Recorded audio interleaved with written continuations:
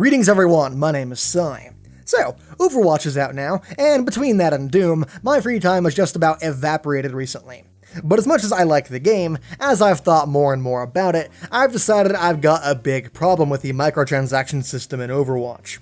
But before we dive directly into that, let's look at some of the drama surrounding this aspect of the game prior to release. Overwatch's business model was a big topic of discussion when it was announced, and for good reason. The very style of gameplay in Overwatch is hugely dependent on switching back and forth between heroes on the fly to counter enemy team compositions. So if it was going to be free to play, they couldn't just charge for heroes, because that would break one of the most crucial aspects of the game's dynamic. So was it going to be free to play and they're going to sell cosmetic items? Was there going to be an initial buy-in, or God forbid, a monthly subscription fee like WoW?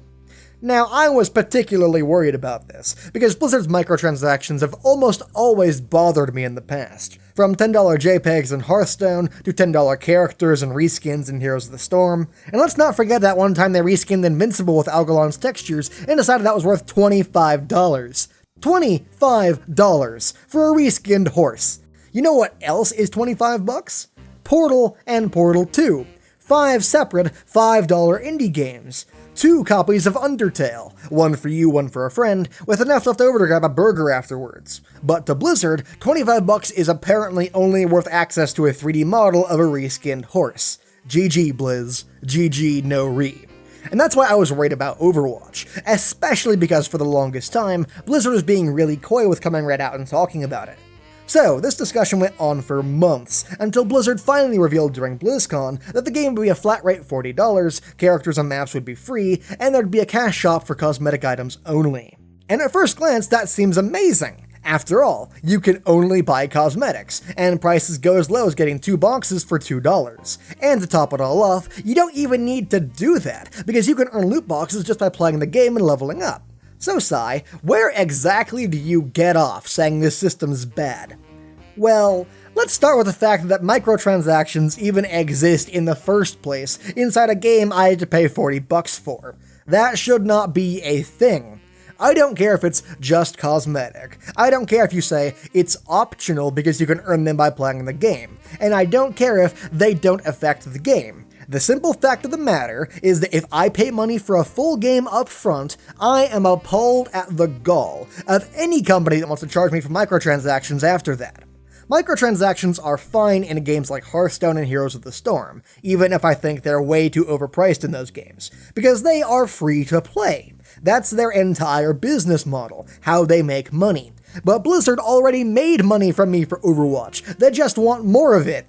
And yeah, you can, technically, earn the boxes just by playing the game, but be realistic. No game publisher ever puts microtransactions in a game and expects no one will want to buy them. What Blizzard has implemented into Overwatch is a pay-to-skip mechanic pulled directly from a free-to-play game. The way free-to-play game business models work is they rely on psychological manipulation to get you to want to spend money. They're designed from the ground up to make you get impatient for the thing you want, or jealous of other players who may look cooler than you do, and abusing that to get you to pay money to get the thing you want faster. And that is perfectly acceptable in an actual free-to-play game, because as the name implies, you got to play the game for free. Enduring your own impatience and enduring your own jealousy is the actual price you have to pay to do so. And here we have the same system in Overwatch, where you might see a player with a really cool skin, or victory animation, or whatever else, and think, wow, that looks so cool, I wish I could look like that. And then Blizzard comes along whispering sweet nothings into your ear like an old god, and says, well, pay us money, and maybe you can. The very presence of cosmetic items in the game, coupled with a cash shop, are designed to slowly and surely wear down your patience, to the point you're more likely to cave in and pay them even more money. And despite what fans of the game might proclaim, there is nothing optional about that. And if you think, well, I don't care if I have to wait, I'm fine just playing the game and hopefully getting something cool at some point, I would say it doesn't matter if you think you can hold out or you're happy to ignore it. The fact remains that your restraint and willpower are being tested by the game's design, and that shouldn't be happening in a $40 game. But my complaints don't only go as far as objecting to the existence of the cash shop in the first place, because the way they've structured it also makes me mad. You know, at least in most free-to-play games, you know up front you can pay X amount of money to get Y item. For example, If for whatever reason you have a psychotic break and decide you want to spend money on Sparkle Pony, you can go into the World of Warcraft store, spend $25, and 100% of the time will get Sparkle Pony. But in Overwatch, you're not paying for specific items or an in-game currency. Rather, you're paying money for random loot boxes that might contain what you want. And I say might because everything totaled, there are 1,134 cosmetic items in the game, any of which could come out of that box. You know, people to this day make jokes at Bethesda's expense for charging $250 for horse armor in Oblivion, a stupid bit of cosmetic DLC that really should have been obtainable in the game to begin with. And here we have Overwatch charging you $1 for a 4 in 1,134 random chance to get the cosmetic item you want. And it gets even worse from there, because if I want this Roadhog skin, the odds of me getting it stay static no matter how many loot boxes I open, because to add on top of all of this, you can also get duplicate items. And that brings me very nicely to the topic of disenchanting, a term that really only makes sense in the context of Hearthstone, but whatever. If by chance you get a duplicate of an item you already own, the second item will automatically be disenchanted into credits you can use to buy specific things. Well, there you go, Sai. You see, you don't have to wait for RNGesus to bless you to get that Roadhog skin you're after. Except I totally do. The fundamental difference here between Hearthstone's system and Overwatch's system is that it's automatic in Overwatch. In Hearthstone, you can disenchant any card you get out of a pack if, for example, it just sucks, or if you don't play a deck where it'd be useful. You can even disenchant cards to the point where you don't have a copy of that card anymore. But in Overwatch, you can't manually disenchant any of the skins or emotes that you don't want. If you get it, it's there forever, even if you're never going to use it. And even if you do get a duplicate skin and get some in-game currency to spend towards what you actually want, it's not going to be anywhere near enough, because for some insane reason, Overwatch is still using Hearthstone's scaling system. Okay, so in Hearthstone, let's say you want to craft a legendary card. That'll cost you 1,600 dust, but after you craft it, you can only disenchant it for 400 dust, 1/4 its original value. And the same system is present here in Overwatch. Getting a duplicate legendary skin only gives you 200 credits, instead of the 1,000 needed to buy one. Except now it's even stingier than Hearthstone's, because you're only getting 1/5 of its value instead of 1/4. So we need to ask ourselves, why was this system used in Hearthstone in the first place? I mean, aside from the obvious fact it makes Blizzard more money. Well, it's also to help prevent you from disenchanting all your cards for whatever new Flavor of the Month meta deck is kicking ass the most at the moment.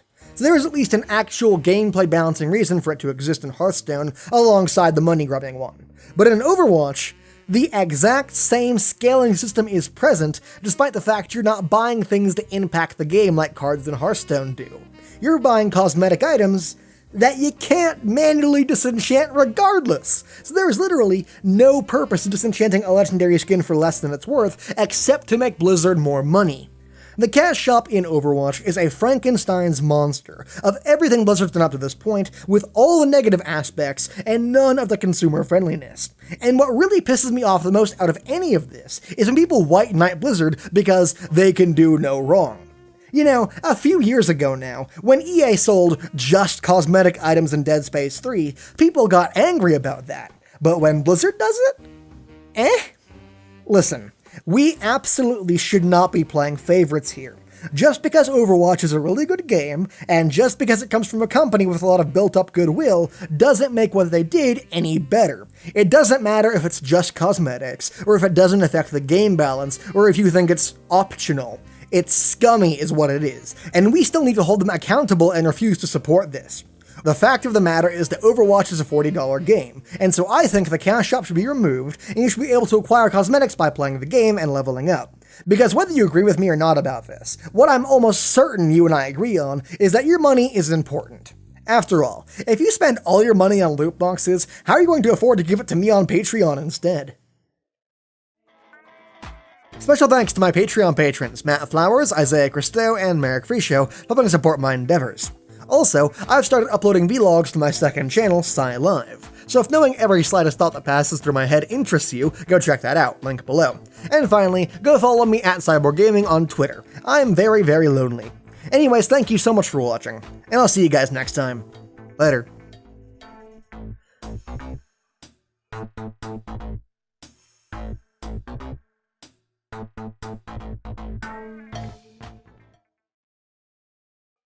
Hey, you still listening? Good. So there is one argument I know people are going to bring up that I think is so stupid, I didn't feel the need to address it in the meat of the video. But I also don't want to write 20 billion comments that say exactly the same thing, so I'll just link them here instead. So, but they need microtransactions to support the continued development of the game. No, they don't. First of all, Blizzard's developers aren't living underneath a bridge, okay? They're probably one of the most well-off companies in the entire games industry. I'd bet they could have released Overwatch for free with no microtransactions and still supported it without it hurting their wallet too much. Second, I know they could support the game without microtransactions because they also have this game called StarCraft 2, which costs $40, has no microtransactions, and still continually gets support for its multiplayer scene. And finally, Overwatch currently has 7 million players. So 7 million times $40 each is about $280 million, not accounting for the console players who have to pay more. They would be perfectly fine without microtransactions. So, we good? Good.